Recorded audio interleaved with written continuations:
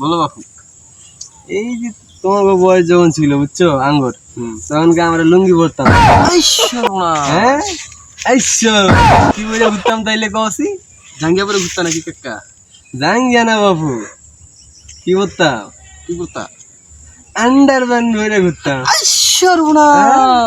সর্বনাশ, তখনকার যুগে কোনো মেয়ে ছেলে ছিল না, ঠিক আছে? সর্বনাশ, আমরা ছেলে মেয়ে এক লোকে পাট খেতে যে গাছ তুলতাম। সর্বনাশ, আগের যুগে কত ভালো ছিলাম। হ্যাঁ, এখনকার যুগে মনে করে যে হাফ প্যান্ট পরে ঘুরলে মানুষে কি বলে, ছেলে অভদ্র, ছেলে নেশা করে। সর্বনাশ,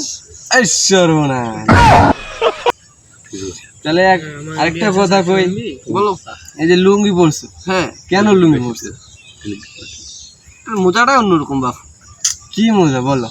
লুঙ্গি পরার মোজাটাই অন্যরকম। লুঙ্গি পরে পাট খেতে গেলে যে আরাম, হ্যাঁ, সেই আরাম। সর্বনাশ।